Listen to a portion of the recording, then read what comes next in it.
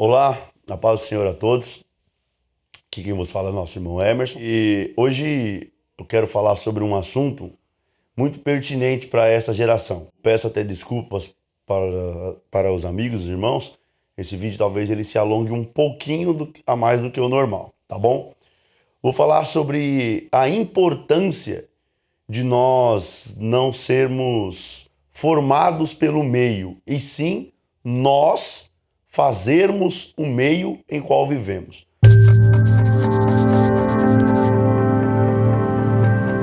Esse tema ele veio na minha mente depois de eu analisar um pouquinho a geração atual e ver que muitos caminham, com o perdão da palavra, mas muitos vão concordar comigo, caminham como se estivessem em bando, né? Onde seguem uma direção, seguem um caminho e não têm as suas próprias opiniões, não caminham dentro das suas convicções.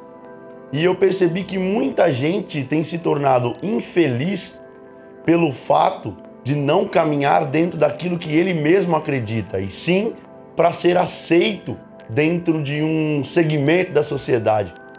Então eu quero, dentro da palavra do Senhor hoje, comentar com os irmãos e amigos bem rapidamente sobre a importância de ter opinião própria no tocante a servir a Cristo, tá bom? Livro de Daniel, capítulo de número 3. Vou ler do versículo 14 ao versículo 18. Presta atenção.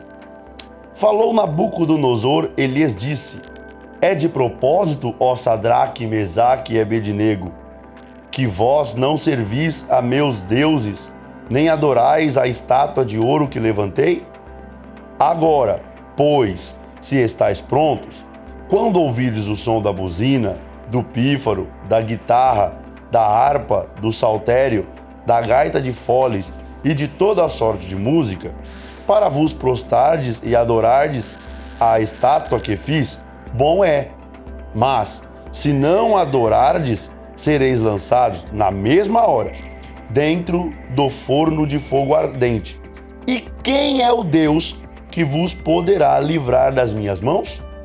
Responderam Sadraque, Mesaque e Abednego, e disseram ao rei Nabucodonosor: Não necessitamos de te responder sobre este negócio. Eis que o nosso Deus, a quem nós servimos, é quem nos pode livrar. Ele nos livrará do forno de fogo ardente e da tua mão, ó rei. E se não, fica sabendo, ó rei, que não serviremos a teus deuses, nem adoraremos a estátua de ouro que levantaste. Ok? Para os irmãos entenderem, no livro de Daniel, vai narrar a história dos judeus que foram levados para a Babilônia na primeira leva, no ano 606 a.C. A primeira leva que os babilônicos levaram de judeus para a Babilônia foram os judeus mais bem preparados, os judeus mais estudados, os judeus mais capacitados, foram levados para a Babilônia, para servirem no palácio, para estarem diante do rei. E dentre eles foram levados Daniel, Sadraque, Mesaque e Abednego, né? Ananias, Misael e Azarias foram levados para a Babilônia. Chegando lá, o rei Nabucodonosor, a partir do capítulo de número 3, ele então, no seu ego, para inflar o seu ego, ele constrói uma estátua. E o decreto dele era que aquele que não se curvasse quando ouvisse o som de algum instrumento de música e que não se curvasse diante da estátua, seria lançado na fornalha de fogo ardente. Então era muito cômodo e fácil que, ao ouvir o som da buzina, para poupar a própria vida, todos se curvassem. Não haveria críticos, não haveria retaliação.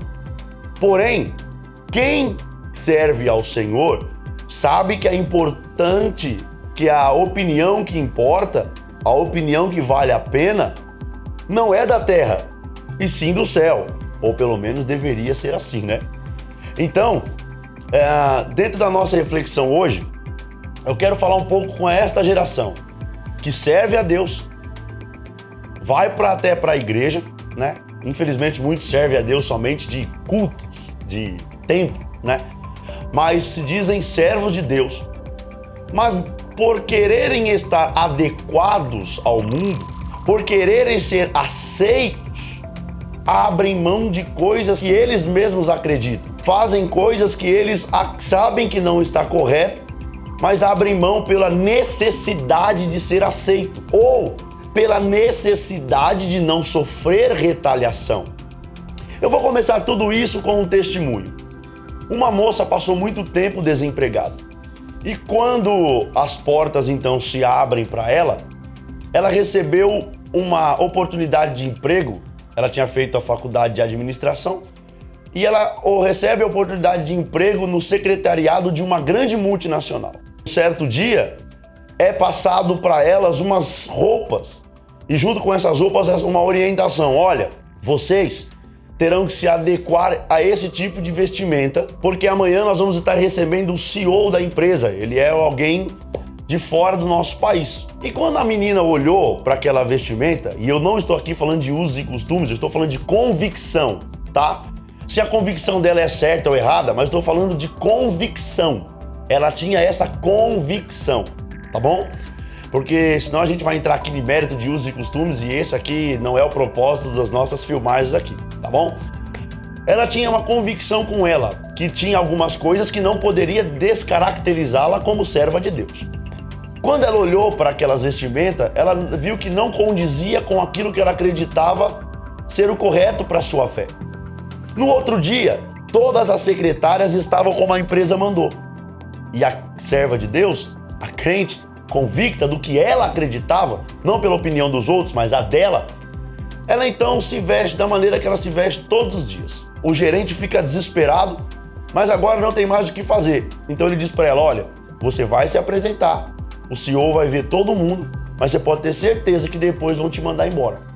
Arrasada e muito triste, ela então fica ali na espera da visita do CEO da empresa.